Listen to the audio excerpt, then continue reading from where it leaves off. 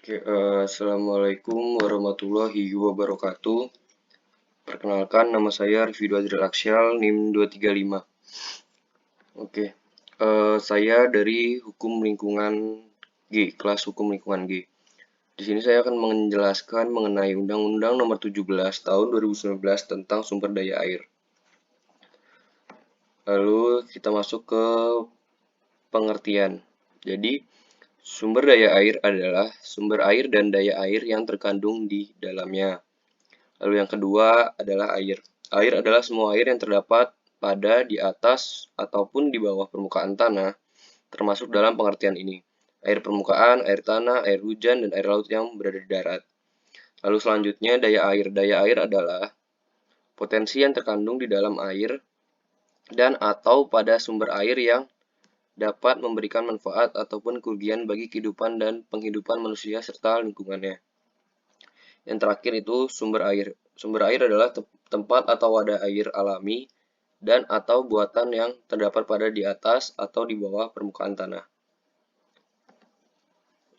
Kita lanjut ke dalam tujuan pengaturan. Jadi, tujuan pengaturan sumber daya air yaitu di sini yang pertama memberikan perlindungan dan menjamin pemenuhan hak rakyat atas air. Lalu yang kedua itu menjamin keberlanjutan ketersediaan air dan sumber air agar memberikan manfaat secara adil bagi masyarakat. Yang ketiga, menjamin pelestarian fungsi air dan sumber air untuk menunjang keberlanjutan pembangunan.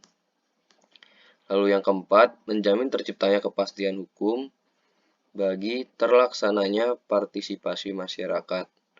Dalam pengawasan terdapat pemanfaatan sumber daya air, mulai dari perencanaan, pelaksanaan, dan evaluasi pemanfaatan.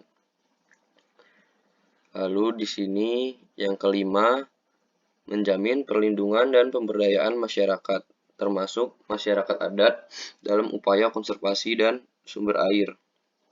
Dan yang terakhir, mengendalikan daftar rusak air secara menyeluruh, yang mencakup upaya pencegahan, penanggulangan, dan pemulihan. Lalu kita masuk ke dalam pengelolaan sumber daya air.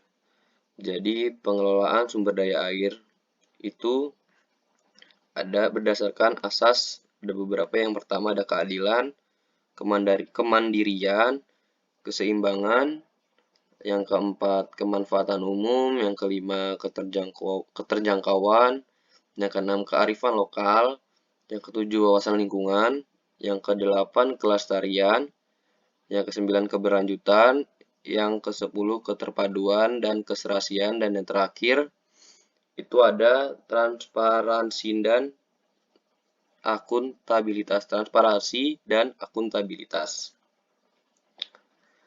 Lalu kita masuk ke ruang lingkup. Jadi di sini ruang lingkup pengaturan sumber daya air itu meliputi beberapa hal. Yang pertama itu ada penguasaan negara dan hak rakyat atas air. Lalu yang kedua ada tugas dan wewenang dalam pengelolaan sumber daya air. Yang ketiga pengelolaan sumber daya air perizinan. Lalu yang keempat sistem informasi sumber daya air. Yang kelima ada pemberdayaan dan pengawasan.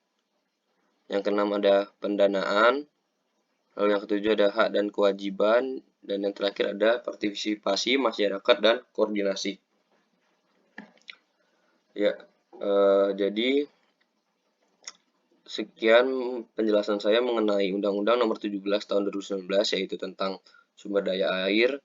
Assalamualaikum warahmatullahi wabarakatuh.